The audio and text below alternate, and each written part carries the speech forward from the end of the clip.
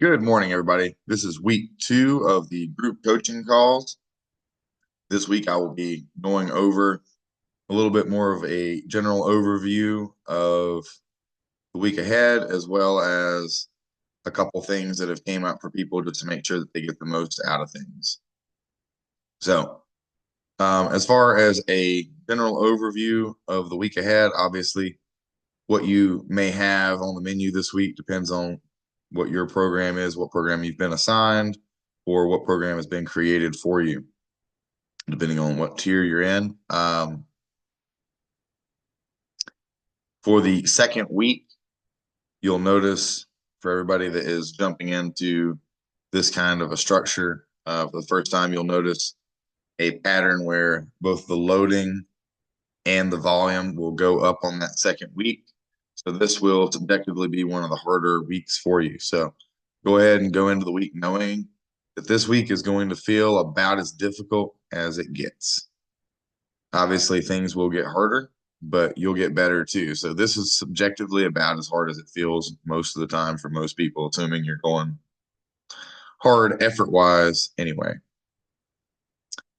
The following week after that, you'll typically see the intensity continue to rise linearly over that 3 week wave. And then you'll see the volume pull back a little bit. You'll see that pattern over and over again. The length of that, whether it's 2 weeks, 3 weeks, 4 weeks, may vary a little bit person to person based off your rate of adaptation and what I see with that. But generally speaking, be ready for this next week for most of you to be pretty tough. And for the week after that, to be pretty fun because you get to go a little heavier, but you don't have to do quite as much. So that's what you have to look forward to for the vast majority of you. Some of you are getting ready for specific events, and your training may be becoming much more specific over the next couple of weeks. And then some of you are a little bit further out from events, but you are still preparing for them. And so you'll find yourself developing that engine a little bit more still. We discussed that a little bit last week as well. But that is true for many of you on here. If you don't have something coming up to compete in, most likely you are one step behind that, not behind, that makes people conceptualize it in a way like it's a negative light, but you will be a little bit behind in that in the steps on the progression forward. So you'll be developing just more general physical characteristics, even broader than just trying to build that big motor for whatever it is that you're actually doing. So when we talk about building the base wide and building up a lot of different physical characteristics, that's really important from an overall health standpoint, but it's also important to make sure that we don't run into any limiting factors in the long run. When I'm talking about like building a big engine, I'm trying to help people conceptualize like if you're a power lifter, then your big engine would be building up that ATP CP energy system so that it can go really, really hard and so that it can go over and over again. If we're talking about building up a big engine for a soccer player, then we're talking about being able to be explosive while fatigued. So lots of repeated explosive bouts at a volume that allows us to continue pushing a really high intensity. But we would want to end up periodizing that in a way that the volume is the progression up rather than the max intensity in terms of which one we prioritize. Obviously, you want to get faster for soccer, but it's more important to be pretty fast a whole lot of times in a row than it is to be really, really fast. So we would want to build the energy system for that too. So you want to always train a little bit of everything and always make sure that you're not pushing things in a direction where you're going to end up with a limiting factor. Same time, you're going to make pivots at certain times so that you can maximize whatever goal you're training for. You happen to be training for a wide range of goals, like D and Gina last week as we were chatting in the Q&A section. They train very heavy, but then they also do these races. So there's a very wide range of adaptations there that we're training for, and that ultimately gives them the ability when they do pick one to push for just a little bit, they have a greater capacity to push into that as well, as long as they're not neglecting those other things in time. So, as far as a general training overview, um, I think that pretty much covers it. If anybody wants to, if anybody bounces into here and has any questions about their training specifically, or whatever program that they're on, then I'll double back and cover that. But this morning, I'm going to use at least the next couple minutes to discuss a couple things that have came up with people as they're getting started in this process. So, first of all, you do not have to post your videos onto the Facebook group. If you are self-conscious or if you just don't like putting it out there for everybody else to see yet, that's totally fine. Send it to me. You can either send it by an email attachment if it'll send. You can send it by an iMessage if it'll send. Um, you can send it on WhatsApp, or the preferred method is we can set up a shared folder on Google Drive and you can put them all there. So whichever way you want to do that is fine. If you don't want to put it on the Facebook group, if you do, if you are okay with putting it up for other people to see, that's by far the best, because then everybody's going to learn, not just you. And chances are at some point in time, there will be a situation where you don't know what you don't know. And so there will be a point in time where you'll benefit too from seeing somebody else ask something or say something, even if it's not like a problem that you had, even if it's just helping you conceptualize it better so that you can execute on it better. It's going to be beneficial for everybody who posts Facebook. So hopefully as people get a little bit more comfortable with that, and as this grows a little bit, we'll post a little bit more in there. But I really appreciate everybody that's posting on there. It is very helpful to everybody, not just yourself. Um, and it can also potentially be more helpful to yourself than just sending it to me too, because now you've got a whole group of people's eyes on it, right? So I do my best, and I think I do a pretty good job of making sure that we pick out the things that you need to focus on.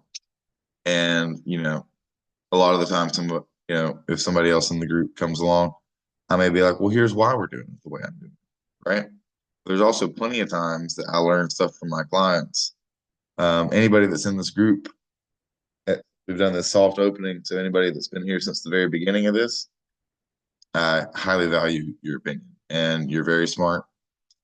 And I would say that most of the people that jump into this later on, as we do a more aggressive campaign to get people in here, I would say most of the people that are attracted to what I do and the way that I offer things have something to add as well. And no matter who you are, even if it's a question that you don't give somebody new information, if you just make them answer it in a different way, you maybe make them think about it differently. And so we can all learn together here. Putting the effort into the group is going to be beneficial. I know I've ranted about that a couple times now, but it's going to be great for everybody. So, and we've already got 9 people in the group. Well, we've got more people than that doing the tier system, but not everybody has Facebook. Not everybody's interested in the Facebook component. But again, I cannot overstate that enough. It's kind of like your training journal.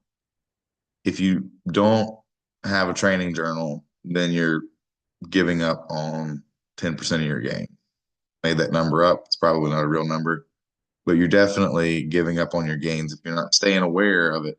It doesn't, even if I'm sending you your programs and stuff like that, and your training journal can be in your program. Just make sure that you're actually filling out stuff in the client notes, in the loading notes, sometimes in the RPE section if it doesn't make sense to put other place in, or sorry, in your notes section, along with those notes. But keep subjective notes, keep objective notes, keep objective records, and it makes all the difference. It's really hard to know what you're doing. I mean, imagine trying to run a business but not writing any of it down. Imagine how fast you'd go bankrupt. So keep that in mind as you're doing that. And as far as the video, I had some questions about video format. So I know that sometimes, especially if you're videoing in commercial gyms, and a lot of people are nervous about videoing in commercial gyms and whatnot too, and you want to kind of keep it low key. You don't have to set up a tripod. It doesn't have to be a perfect Instagram camera angle to, show me what I need to see for our purposes. For most lifts, if you can get it from like a 45-degree angle in the front or the back, I can see most things that I need to see. For squats, if you can get, a 45-degree angle from the front, then I can see what your knees are doing. I can see where your hips are going. I can see everything. If you can't do that, if you can get a front view and a side view, that's good to go too. Um, back view on a camera doesn't really show me all that much, but if it's all you got, that's all you got. Same thing for deadlifts, pretty much same rules as squat for setting those up. And then for bench, it doesn't show me a whole lot from behind. So try to give me a 45-degree angle out front, or just straight on, whatever you can manage in the facilities that you're pulling it off.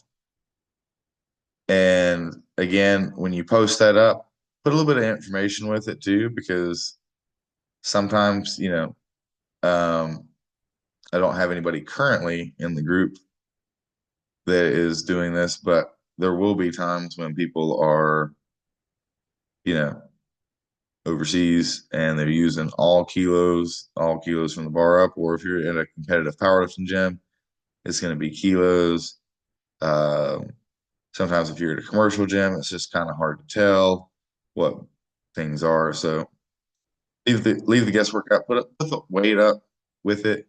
Obviously, I know what the movement is, but just put a little bit of information with it, and also get in the habit of putting some sort of little comment about it when you put it up. Um, you know, Picking something to make yourself express how that went for you. So it could be RPE 8 single, really excited. This felt so good.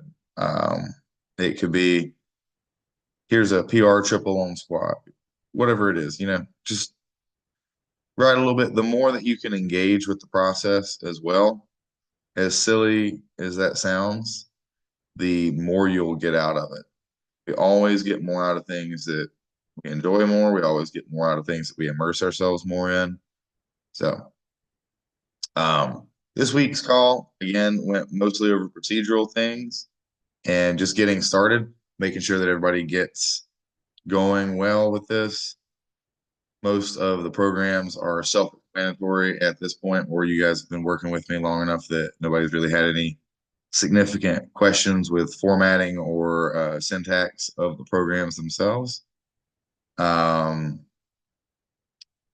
Again, if you have any questions ever, never feel free, or sorry, never feel hesitant to reach out to me. Always feel free to reach out anytime. I'll get to you as quick as I absolutely can. Usually that's a whole lot quicker than whatever I guarantee for you. And shoot over those videos. Again, you can send them over however. Appreciate you guys getting those up, or over to me, depending on how you're doing it. And I know right now, just a couple of you are posting them up in the group for everybody to see. I really appreciate that, dude. I hope everybody else gets a little bit more comfortable with that. It's going to really help everybody, and uh, have some conversations on there too. If there's any questions, I can get to those questions on there in between times that we have the actual Q&As. And I will be putting up a poll today too in the group to see if we want to do another Q&A, and also see if we want to change this time up a little bit. I was trying to put it early morning on Saturdays so that everybody could get up, knock this call out, and go about their day. But we got 9 people on the Facebook group. We got a couple other people who are jumping into the tiered system as well. And so I'd like to see most people on most of the calls if we can make a time where everybody's a little bit more comfortable with it. So maybe maybe early morning on Saturday is not as popular of an idea as I anticipated. So I'll put up a poll. You guys let me know what time you want to go with it. If everybody's good with it and they're just happy to rewatch this because a lot of the people I've been working with are self-sufficient, I would say.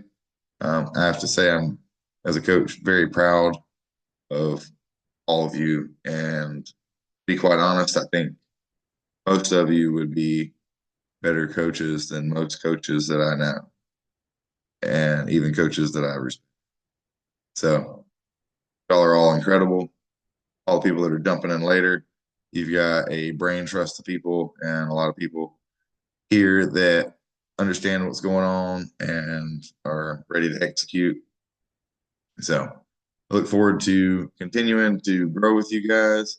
I look forward to continuing to hopefully teach you guys some things, and I look forward to learning some more stuff from you guys about how to apply these principles even better. Awesome. My training log also will be up. Everybody that has access to the NTBFW private page, you've got all of that on there. Training log will be updated with today's workout and moving forward. So I appreciate you guys. Hope you have a good Saturday. And anything else that comes up or any questions that you have, let me know. And always happy to make sure that you're executing things, getting everything that you can out of the program. Thank you guys.